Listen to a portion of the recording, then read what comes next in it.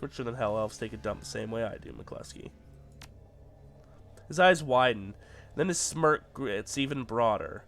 That's the right attitude, chummer! You're just the same as Mr. Telestrian. Yes, you are. The only difference is that you got no money and you got no power. So tell me again, Drek for brains. What is it you got? Honor. You're dumber than I thought. Enjoy your chat. I'll dispose of your body later. Hot. Hi, Mr. Quoth. Hello, everyone, and welcome back to Shadowrun Returns, Espionage Edition. Last time we finished up our battles through the Telestrian Corporation's headquarters in Seattle, but unfortunately, we found an old-fashioned security device that couldn't be hacked by the Matrix. So now we gotta go undercover, which is why we're wearing yet another uniform. With any luck, we'll be able to slap another 5 or 6 on top of it and beat our record from the Universal Brotherhood, which I believe was either 4 or 5. Yeah. We also have a butt ton of karma that we need to spend, so we're going to do that really quick. And don't worry, I won't make you sit down and watch this. I'll just let you know what I do end up picking.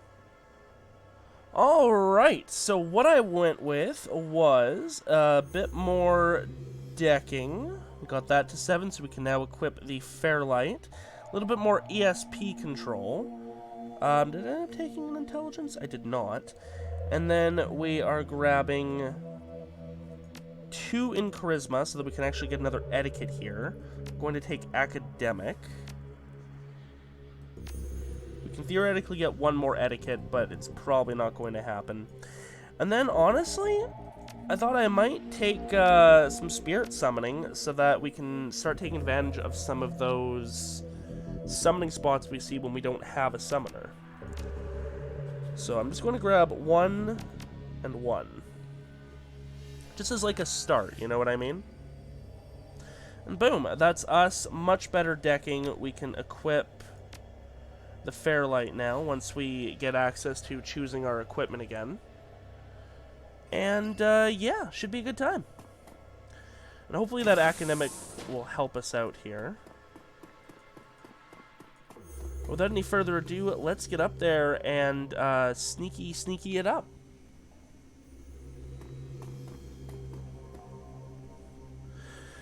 The supervisor has the look of a stuffer shack manager with delusions that he's on a career track rather than what he is, a disposable dime-a-dozen resource. Hey, you there! I'm Steve Scott. I'll be your direct supervisor. Sorry I missed you when you first came in, but I only found out that you were starting an hour ago when you suddenly showed up in the system. A weird glitch or something. Normally we'd watch an orientation trid and walk through our mission statement, but well, it's going to be hard for you on your first day, but you're going to need to clean up some blood. Maybe a lot. Cleaning up other people's messes is what I do. You'll have your hands full. There was some sort of break-in last night. Some people were... just get things cleaned up on this floor. And listen, people are going to be on edge today, so try to stay invisible and don't get into any trouble. Otherwise they're going to call me, and I'm going to have to reprimand you and put a note on your file. Sounds good. We'll get to those orientation trids another day. I hope they get whoever did this. Only a fool would attack a Telestrian corporate office and think they can get away with it. Start cleaning from room to room and clean what needs cleaning. Good luck, and welcome to Telestrian.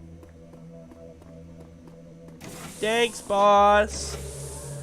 Now, I am going to have to be careful because my natural urge is to talk to everyone and click on everything, and I don't think we can do that without giving up our cover.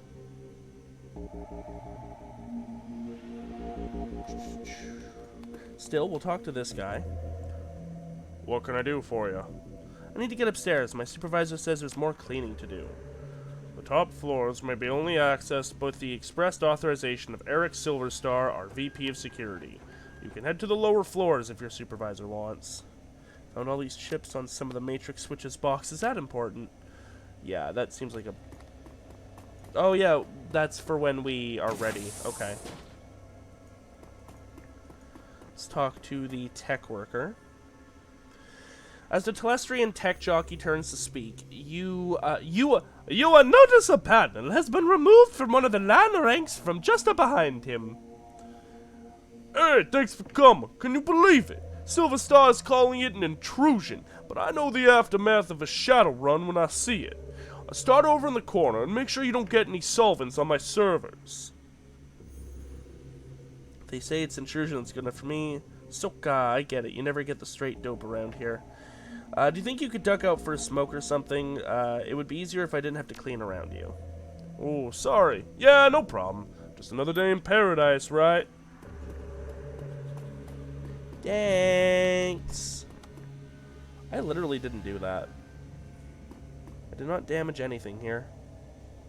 Remove the access panel from the panel and place the comm chip inside. Cool. What's this? The open panel is a rat's nest of cables and half disassembled hardware. Some of it is loose. Why did we want that? I mean, I'm happy for him, but why did I want that?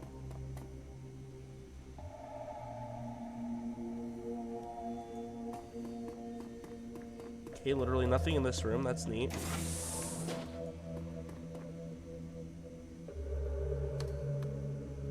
I guess let's go in here. Pop a quick save. Once a save scummer, always a save scummer.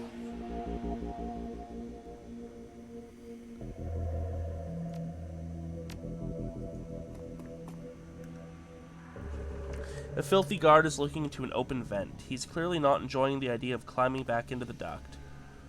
Oh, sorry I tracked that Drek all over the floor. He shakes his head. Man, I can't believe what happened to the Night Watch. From what I can tell, looks like our guys got hit pretty hard. Yeah, I can't believe the intruders got up to the top floor. Those probably weren't announced. Me either. You think you're done with events for the day? They want me to get this room back in order. If anyone asks, you saw me in there, okay? Lol. The two men are staring into the vent and shaking their heads.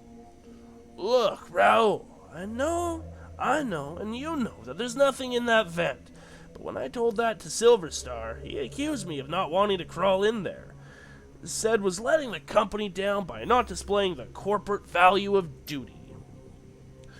The suits sure love their mission statements and all that dreck. But today isn't the day for Telestrian Corps' duty above all crap. Several of us did the ultimate duty last night. I guess we should just be happy Mr. Telestrian isn't in today. Just get in there and take another look. I have got to go upstairs and report.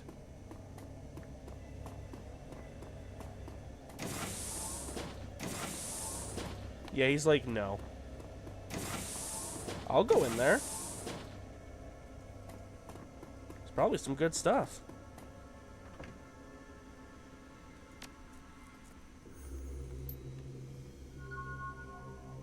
Two karma each. I'm definitely not unhappy with that.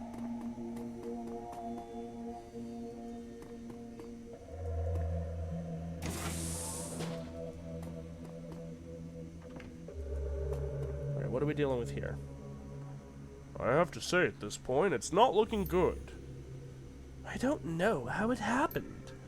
Nonetheless, our records show the terminal was left unsecured in direct contravention of Telestrian corporate policy. You failed in your duty. I know it's duty above all, but for you security types. But I am the victim here, I swear. Perhaps when Mr. Silverstar gets his next promotion, that will become a value for you data pushers as well.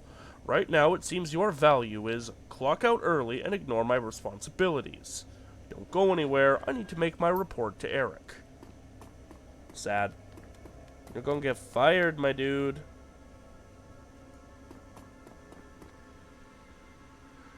The wage slave is on the edge. He's staring vacantly at his terminal with his hands to his face and his fingers twitching nervously. What do you want? Can't you see I'm busy? Looks like you're in some real trouble, chummer. Buzz. Unless you can clean up a shattered career, leave me alone. Came across some items that might help you out? He shakes his head. I doubt it. You know the guy who said life isn't fair? He was talking about me. That me too, to be accounting flew 4s up. A few too many drinks for the Christmas party, and look at me now. Yeah, that'd blow our cover. Hey, here, let me tell you about all the crap I have to clean up. Yeah, he wouldn't care. Security's bullying you, but I can make it look like your terminal was tampered with and no one would be the wiser. Yeah, you're right. There's no reason I should just let security push me around. He steals himself. Just do it quick. Okay. Place the cables and data chips across the terminal's thingamajiggers. Thanks so much. I won't forget this when your review comes up. Hey, no problem, sir. I'm glad I could help. Would you mind clearing out of here for a while? There's a lot to do. You bet. Just remember to keep this between us.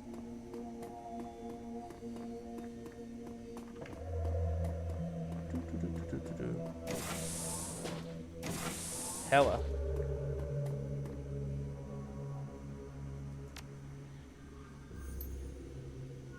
That's 3. Plant. Oh, okay, so we're done that. Now I think we can go upstairs. Yeah, we're not allowed through either of these doors. Okay. Alright, so back to the elevator. Actually, can I access this now?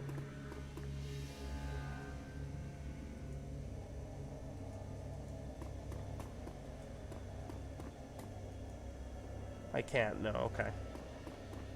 That's weird. Alright, we'll talk to him, and then we will save. Well, we'll save and then talk to him, might be. Oh, actually, let's spend this other karma real quick. We've got 6, which means I can take... You know, we'll up range combat later. But we'll do that for now, and then maybe a dodging? Can we take a dodge?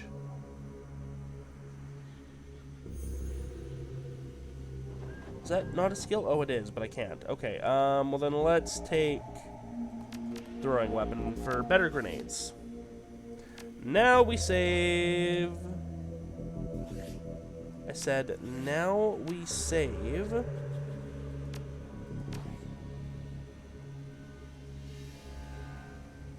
Wunderbar.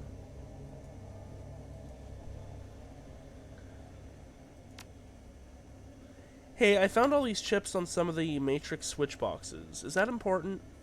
The guard thinks for a moment and activates his comm link. He turns his back on you and has a brief conversation. Then he turns back. Mr. Silverstar wants to see you in his office immediately. Well, that's certainly not a good thing.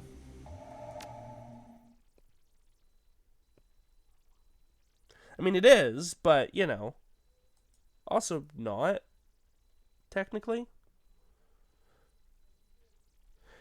The brutish dog-eat-dog existence of a slum dweller is a far cry from the quiet desperation and existential nothingness of a corporate wage slave. Yet after your time at Telestrian Industries, it's unclear which is more bleak. The elevator rises smoothly, its blanderized music assaulting you once again as you ascend to the executive floor. And you're...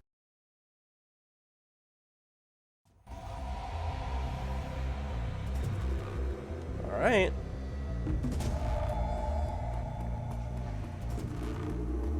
Maybe another cheeky little save. Why do I have my deck out? My deck is attached to my back right now. Why is that? It wasn't before. Is there a gun out too?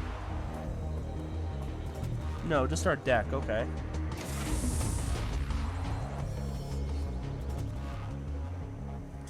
Eric Silverstar.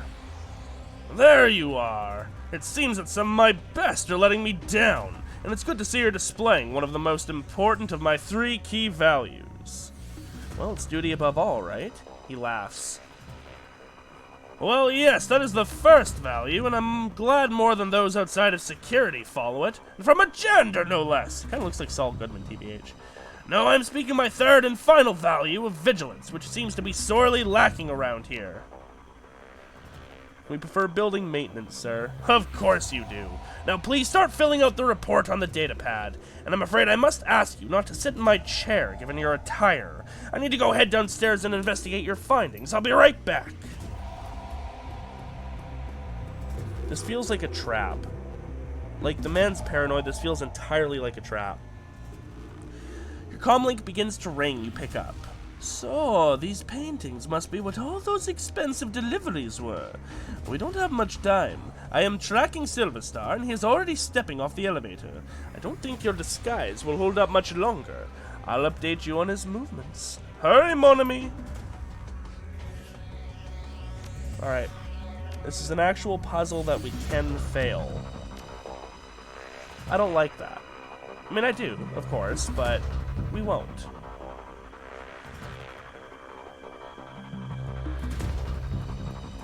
Wait, examine this first. There's an open bottle of expensive scotch and a singles glass that appears to be half empty and a half-smoked cigar. Okay. This shows a profile of 3 elves in Telestrian security uniforms looking upwards at a flag flying the Telestrian logo. The plaque reads duty. Okay, so that's the first one. Clock Tower train station downtown Portland on the tier. Plaque reads efficiency.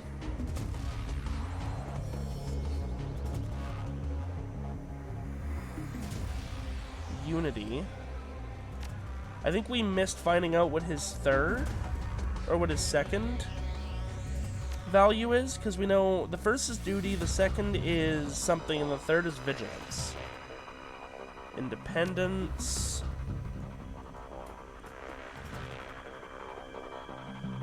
Vigilance, okay. Is there nothing else we can examine here?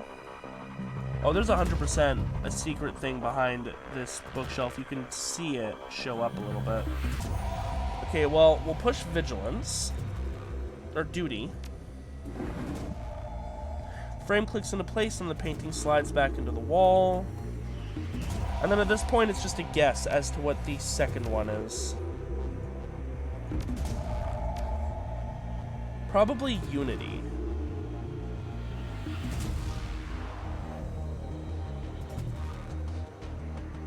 Efficiency.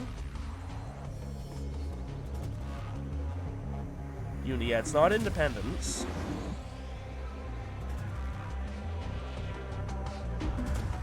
He has a few guards, a tech worker, and very nervous wage slave gathered in the boardroom, and is beginning to question them. Okay, so it was not Unity, I guess efficiency then.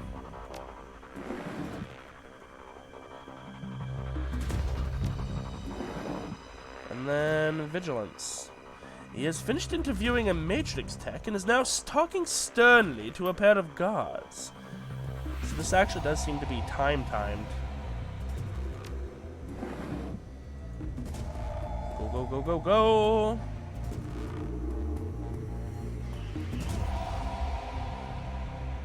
There's a safe that has a large DNA scanner on the front, most likely keyed to Mr. Silverstar.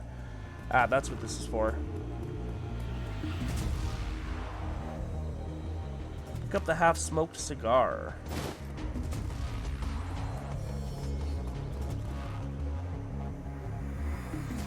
Put the moist end of the cigar on the DNA scanner. With a click and a faint hiss of escaping air, the safe opens. Take the sample. Great work, mon ami! The time for stealth has passed. It has set off every alarm in the system. But I have unlocked the executive elevator, and your path is clear. Head to the elevator and make your escape! You got it, homie. Out!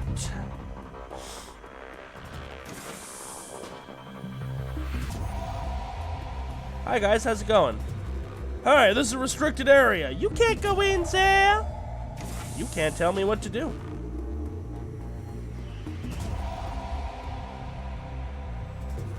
We are here again. Okay. Apparently I can't hack into that again. Big sad. I didn't do this, by the way. None of this damage, that wasn't me. We out!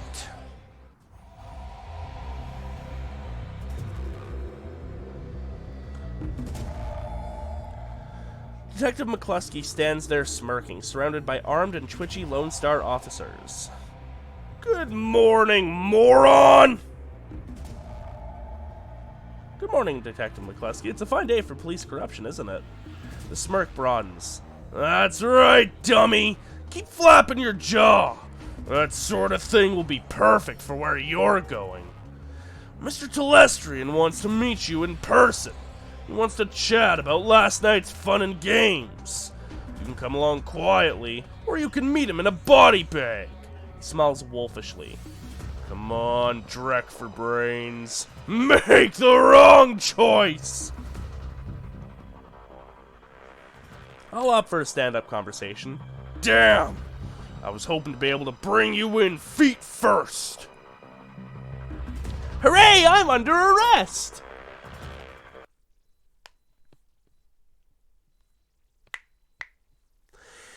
The estate. From the floors of the Lone Star cruiser, you watch the tops of the downtown corridor's office buildings disappear, replaced by the gray overcast along the I-90 bridge.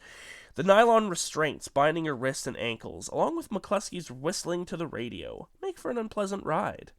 A half hour later, the cruiser hits a whisper-smooth patch of road and a magnificent mansion fills your view. Its design a blend of old-world finery and elvish grace. The car pulls to an abrupt halt, and you're dragged onto the driveway, where McCluskey pulls a nasty-looking knife and cuts your bonds. You look up to see you're surrounded by a squad of green-clad ghosts, Special Forces troops from ttrpg. Massaging the feeling back into your numb extremities, you prepare to meet the man himself, James Telestrian III. This should be exciting.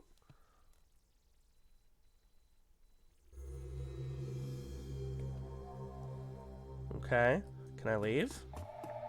You're not going anywhere. Damn. McCluskey smirks. Want some advice, moron? Of course you don't. You're a Shadowrunner and you live by your own rules, don't you? I suggest you keep your smart-ass remarks to yourself this time, elf. Mr. Telestrian isn't some street meat you can impress or intimidate. He's the brains behind the throne of ttrpg and one of the richest men in Seattle.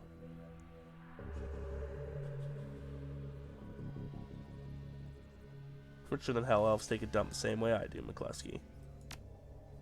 His eyes widen, then his smirk gets even broader. That's the right attitude, chummer. You're just the same as Mr. Telestrian. Yes, you are. The only difference is that you got no money and you got no power. So tell me again, Drek for brains. What is it you got? Honor. You're dumber than I thought. Enjoy your chat. I'll dispose of your body later. Hot. Hi, Mr. Quoth. The fussy elf with the air of a Victorian butler studies you from your toes to the tips of your pointed ears before he speaks. Mr. Telestrian is expecting you. You will find him in his office. This is an extraordinary estate. May I look around before I see him? You may wait here for a few minutes to gather yourself before you enter Mr. Telestrian's office. Some people often find they need time to prepare themselves before meeting an elf of his stature. However, the upstairs is off limits to you, and the library is occupied at the moment. Do not tarry, though. Mr. Telestrian is not one to be kept waiting long. Okay.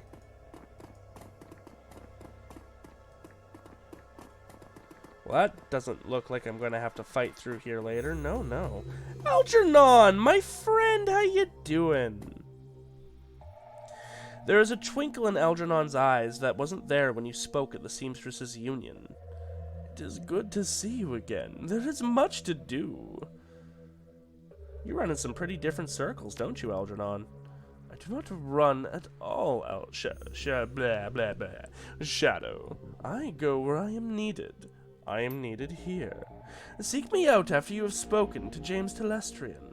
Perhaps I can be of service again. Well, that's not fucking ominous at all. No, no. Is this... Well, that's definitely James's office. Can I go upstairs?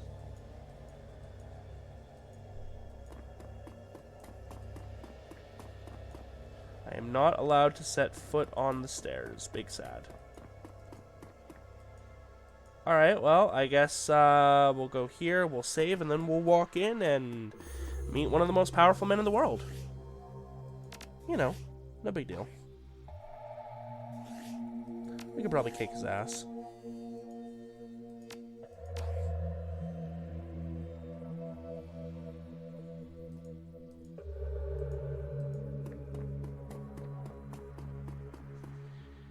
Fancy, fancy. Alright, my guy, what's up?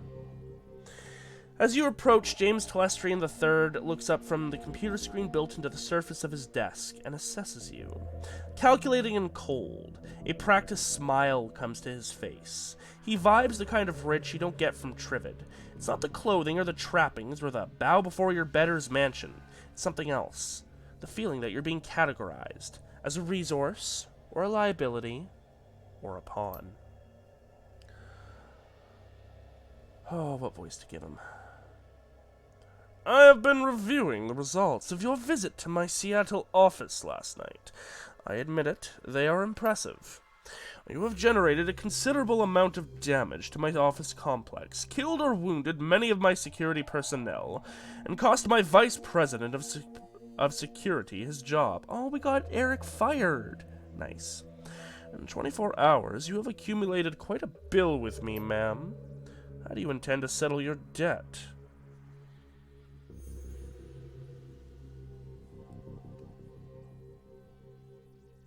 Would you take a check? Once my current assignment is complete, I would be happy to discuss working off my debt to you, Mr. Telestrian. That discussion may happen one day, assuming the outcome of this conversation does not result in your immediate termination. When one is in my debt, they remain in my debt until such time that I decide that debt is repaid. There will be no negotiation on that point. However, you have one piece of information which you might use as a bargaining chip in the little time you have left to live. Why you took what you took. I am interested to know why you and your team of criminals fought your way through my security teams up to my private office to access the Matrix and uncover the location of a simple research project.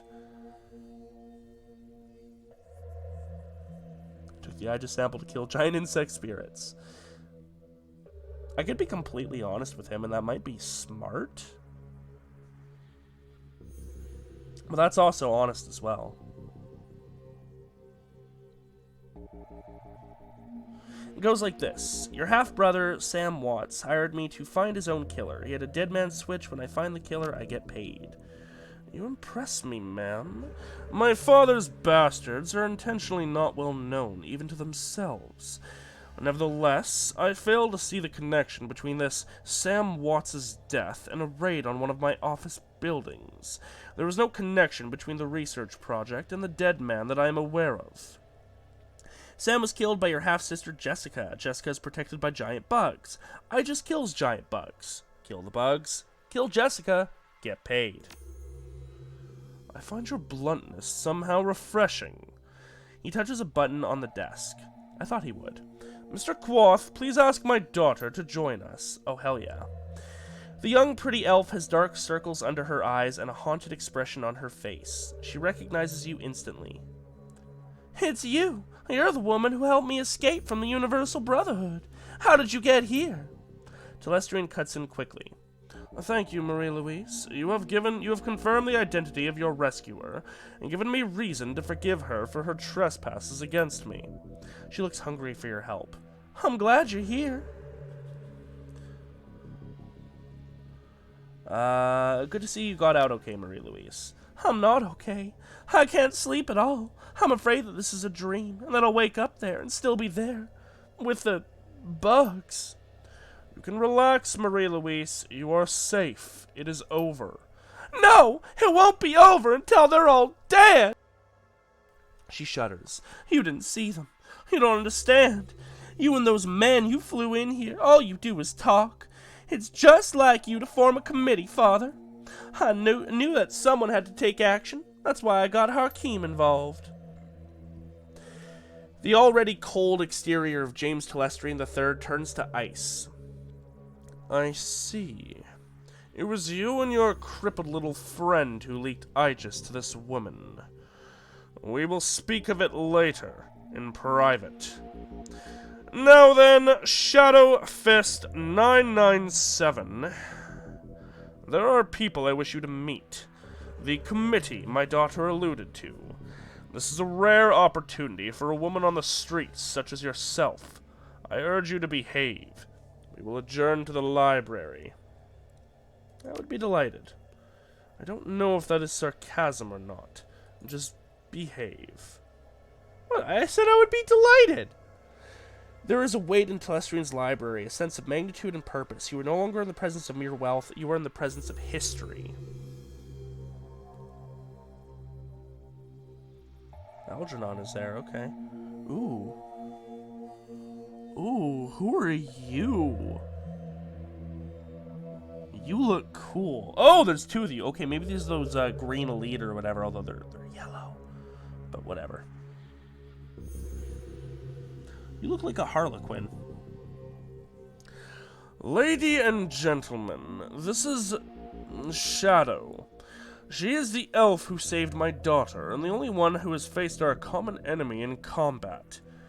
Herr Brackhaus, what does the representative of the great dragon, Lothier, have to tell us about the magical insect this Shadowrunner uncovered?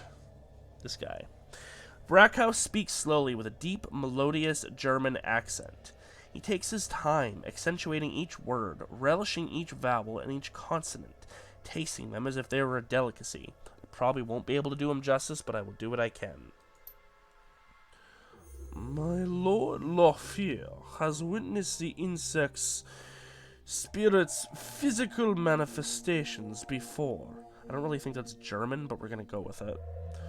Roughly 9,000 years ago.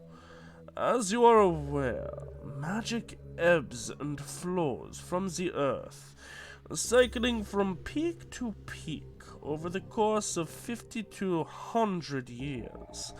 As the level of magic grows. Harlequin. Hans, dear, I love you, but you could babble on forever, and I believe time is of the essence.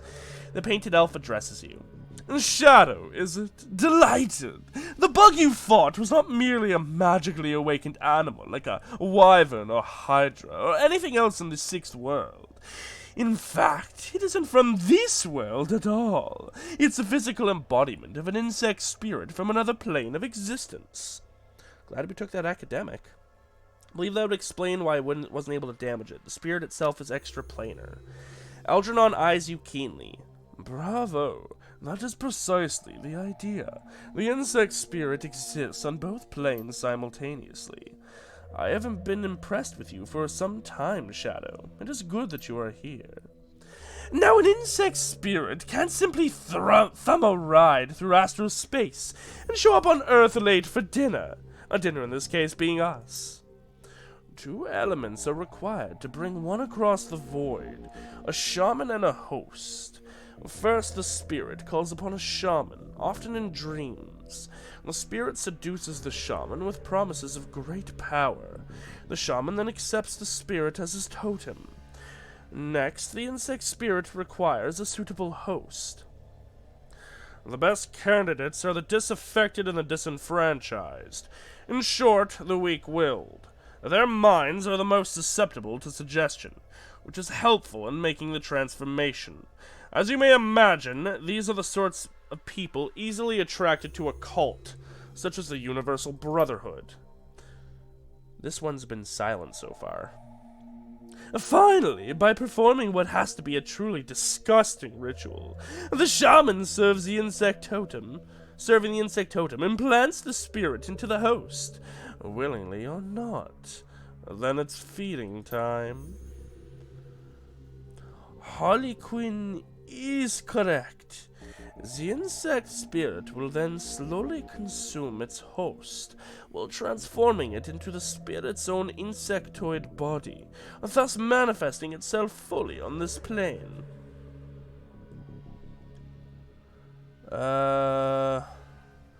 What's this have to do with a great dragon and an elf who likes cosmetics? Funny kid. But it's no laughing matter, and this is bigger than hunting down an insect shaman or putting a few 9mm rounds into a bug. The initial bugs prepare a nest for the summoning of a queen. Once a nest has its queen, she literally explodes with newly manifested insect spirits. They swarm out of the nest, feasting on all the flesh they can find and implanting more insect spirits into the fresh corpses. Again, and again, and again. The room falls silent as they all consider the scenario, faces grim.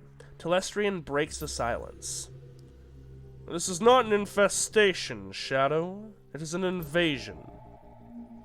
My Lord Lofia knew this day would come, but he did not know precisely when nor where. Your rescue of Mr. Telestrian's daughter has exposed the existence of an insect spirit for the first time in this cycle of the world. Why don't you just fire a cruise missile at the Brotherhood and call it a day? You have engaged the enemy. You know why. The insect spirit is only a resident in the transformed horse body. Conventional weapons can hurt the body and expose the spirits, but the spirit itself exists on two planes. It cannot be destroyed by mundane means. Hence, Project Aegis. Air Telestrian's biotechnology and agricultural divisions worked with my Lord Lofia's thaumaturgical engineers and engineered Project Aegis to destroy an insect spirit once it is released from its host. The formula, a flourishing astral bacterial strain, exists in the physical and astral plane at once, and can thus affect the insect spirit.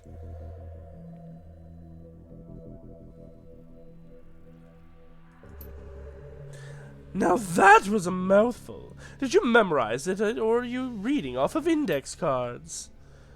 My director of R&D, Diane Ravenwood, will explain how Project Aegis will be used in the field. Dr. Ravenwood? Now she speaks. Our weapons specialists have rapidly prototyped a delivery device for the flourishing astrobacteria strain. They have created some prototype launchers which fire Aegis-fired shells. When fired, the shells will discharge a high-velocity stream of the bacteria. In order to destroy one of the bugs, it must first be damaged using conventional weapons or magic until the spirit is released from the host body. Then the insect spirit must be shot with the Project Aegis prototype launcher to destroy it. So in order to stop an invasion of insects from another dimension, a dragon and an elf co-created a magical insecticide. Crudely put, but accurate. We must stop the Universal Brotherhood from summoning a queen, and we must stop them immediately. You are the only one who has been inside their facility, and the only one who has personally fought these creatures before. That, along with your highly effective assault upon my property, indicates that you are the ideal person to lead this attack. What makes you think this Project Aegis will actually work? He grins and his red lipstick catches a light. Because it has to. Come on, kid. When the fate taps you on the shoulder, you've got to pay attention. Unfortunately, she has the nasty habit of tapping you on the opposite shoulder, so when you turn around, she's on your other side, giggling like a deranged schoolgirl. I like that. I hate that. Yeah, well, Lady Timora can be mischievous sometimes. Enough! Are you willing to undergo this mission, Shadow? He had me killing bugs, show me to use Aegis, I'm professional, professionals get paid, my job is bring killer to justice, not lead an assault against monsters out of nightmares. Of course. Here is my proposal. If you prevent the queen from being summoned and destroy the insects in the next, 1 million new yen will be divided by the surviving team members. Come on, Mr. Telestrian, stretch those philanthropic muscles of yours and toss a little more money into the shadows. How much is this plane of existence worth to you? Do not overplay your hand, ma'am. You could still be arrested for the attack on my office, and, if my sources are correct, the justifiable but illegal death of Dr. Holmes. Alternatively, I could simply eliminate you and find one of the mercenaries you hired to play your part. I have position, Mr. Telestrian. You need to know that Aegis works before more queens arrive. Surely it's worth 1.5 million for a field test. Done. He claps his hands as if seeing the circus for the first time. I love the way that the short-lived are willing to die even faster. It's very inspirational. Brackhouse raises his hand and Harlequin's clapping instantly stops. There is one final note. A warning, if you will. You have seen the danger the insects represent, but you have not witnessed the shaman's power. The shaman must tap into a powerful source of magic in order to summon a queen. We do not know what abilities that power source will grant. Beware of the insects, but do not underestimate the shaman. 10,000, nice. Hey, don't scare the kid, Hansel. We still need her to go on the mission. By the by, I'm coming with you, Shadow. I wouldn't mind seeing those creatures for myself. I missed them last time. Telestrian will bankroll you so you can hire the rest of the team. Find me here when you're ready to go, and we'll bug right out of here. He sighs. Yes, speak with Harlequin when you are ready to depart. If you wish to acquire additional supplies for your mission, find my assistant Quoth. He is highly resourceful. I think we're gearing up for the final mission, to be honest.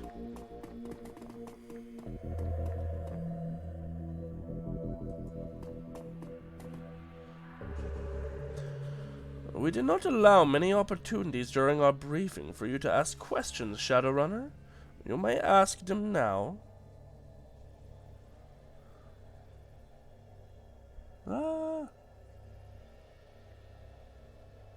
How did insect spirits get here? When the membrane between planes thins, the insect spirits reach into the mind of a shaman and begin their manipulation, playing on weaknesses and offering unlimited power if the rituals needed to bring the spirits here are performed. But once a shaman takes on an insect spirit as a totem, they begin an inevitable decline into insanity, slowly losing their humanity. Eventually, the shaman completely succumbs, choosing the contentment and sense of clear purpose that being part of a hive provides. Perform your role, serve your queen, that is all. If Lothier had seen this before and knew another was coming, why didn't he move faster? Based upon the previous cycles of magic, the first insects are not due to appear for another 700 years. My Lord Lothar believed he was well ahead of schedule. Something is different this time. It is concerning. Why do you think it's different this time? Perhaps it is due to the population of humans and metahumans on Earth being so much higher than in previous ages.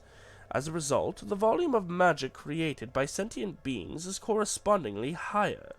Or perhaps it is the density of the population coupled with the advances of society and technology that has altered things. Magic has never returned to a world like this one before. The density of sentient creatures, coupled with the density of information, coupled with a new concept, the technological persistence of memory, heightens the society's existential angst. Thus, more people realize how truly horrible existence is, simultaneously. That in itself may be a form of magic. Lothier is studying the question now. So like to serve a great dragon. That's some interesting thoughts, by the way. German's man's eyes narrow. Do not misconstrue my relationship with Lord Lothar. I do not serve. Where do the insect spirits come from? As the level of magic in the sixth world grows, for lack of a better word, the distance between the various planes of reality decreases. When the membrane between the planes is thin enough, ritual magic may be used to draw beings from one to another. That's it, I guess. Yes, good luck. Okay. Algernon.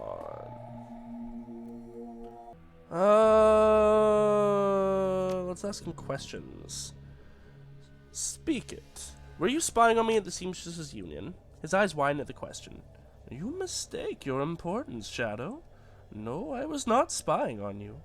Until Mr. Telestrian's summons, you were beneath my notice. I saw only a customer. Now do you require my magic? Are you really here? Algernon's face takes on a dreamy expression. Any of us? Yes, Shadow, I am here, and at the Seamstresses Union, and a myriad of other places. On to the work at hand. Do you require my magic? Who are you? I am a peddler of magical spells, spirits, and foci. Nothing more. Truly? No. Do you require my magic? Not really. Although I now have summoning capabilities. So maybe I can actually use a fetish? I can.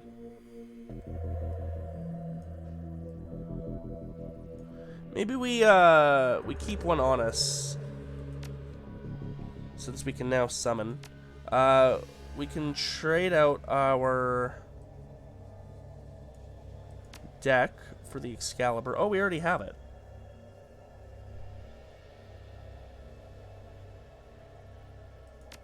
Interesting. Okay. We can't get a new gun yet.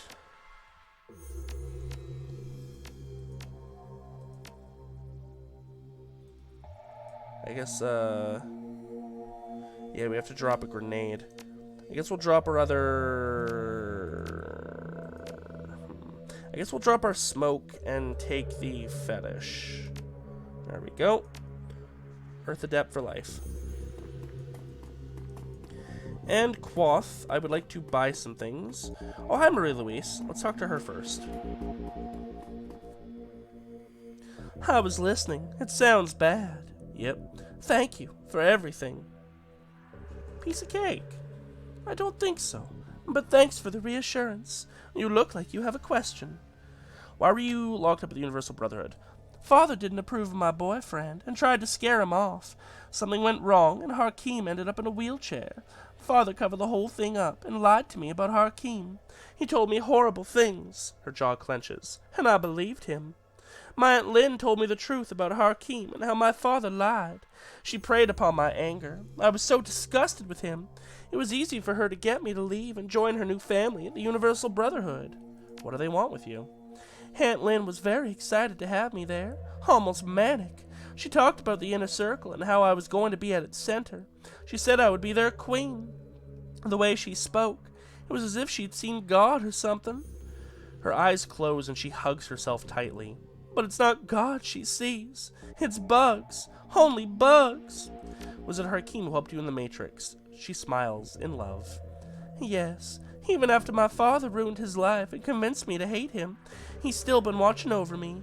My angel in cyberspace. Baron Samedi. After we escaped, I told Hakeem about the Brotherhood and about the bugs. It was his idea to steal Project Ija so you could go back into the Universal Brotherhood and exterminate the bugs. But I don't know how he knew about it. Baron Samedi just knows things. So what did Hakeem tell you about us breaking into your father's office? Nothing. I haven't spoken to him since last night. Why? What happened? It went as planned until your father's people found me and brought me in. We went hard and fast and it got bloody. He hasn't contacted you. No, and I thought he would by now. Did something happen to him?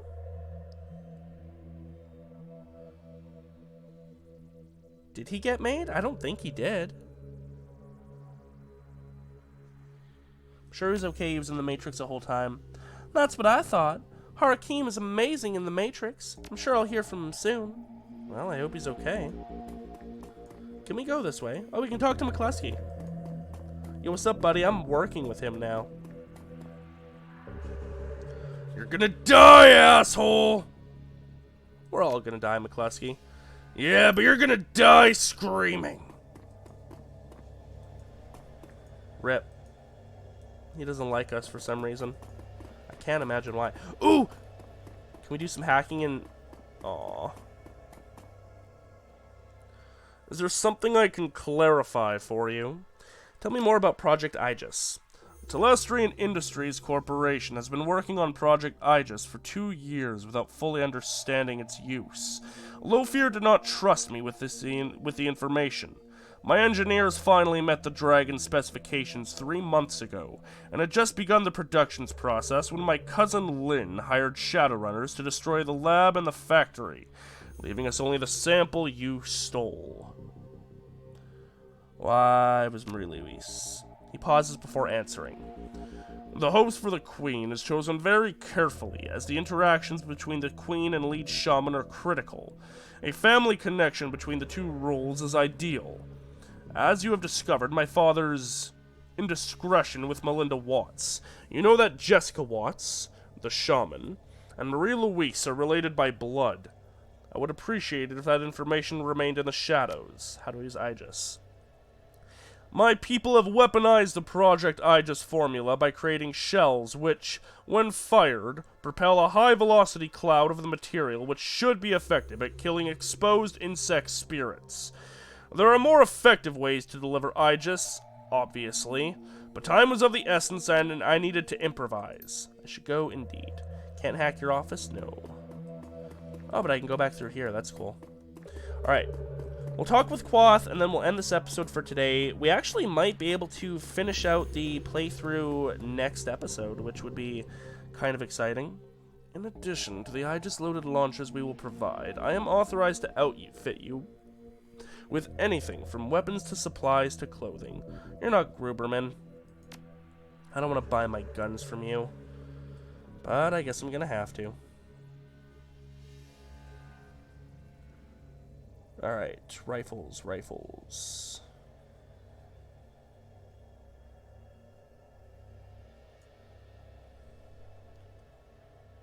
I guess we'll take the Smart Link weapon. 15 damage, long range, 34 capacity.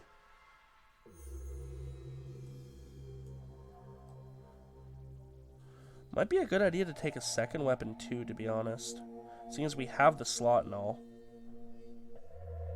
Maybe we'll take a shotgun? Honestly, nah, we just need the one.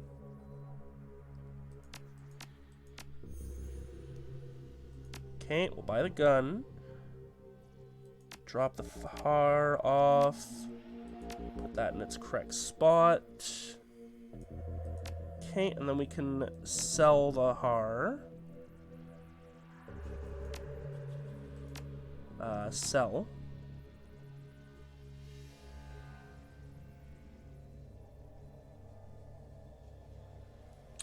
Oh, that does slightly more damage. I already own one, I see. But we don't have range combat 6. Honestly, maybe we stick with the Smart Link one. It's got better accuracy. Yeah, that's fine. Take that. Yeah, I knew I didn't have the Excalibur equipped. Don't lie to me, game.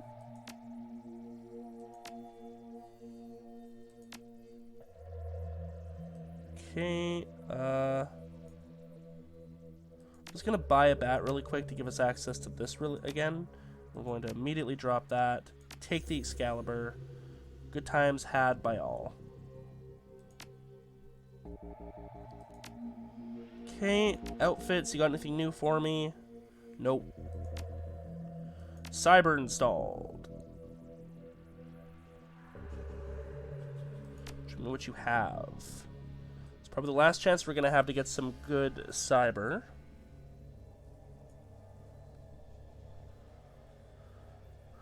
We already have the eyes.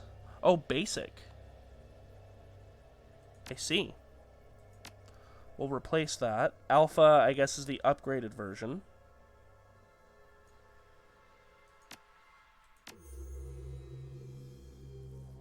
Okay.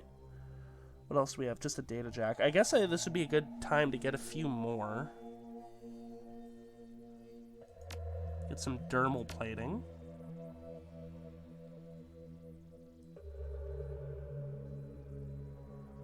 And maybe an arm? Movement +1. When triggered, you will dodge the first attack against you. Essence cost 2. Oh, that's a body thing. Okay. Yeah, I'd rather have the armor.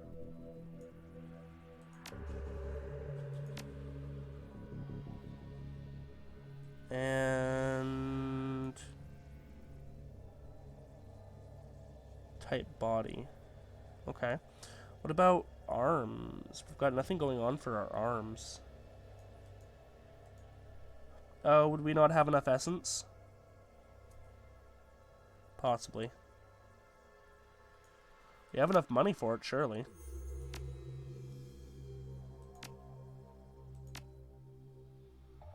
Current essence, essence after operation. Why can I not get an arm? I have the money.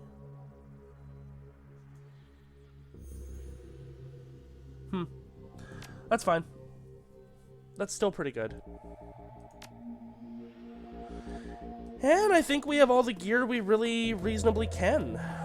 We've got the best gun, best decking equipment. We've got a emergency fetish. We've got some grenades. We've got some healing. I think we're good. Oh, and you know what? Let's just spend the last of our karma really quick. Now would be a good time for ranged combat up. Or quickness, at least. Cool. And that is where we are going to leave it off for today. In the war room, preparing to go up against what I'm pretty sure is the final boss. I don't think there's any more after this big mission coming up, so get ready. So thank you to everyone for joining me. I hope you had fun. And I will see you all next time for some more Shadowrun Returns.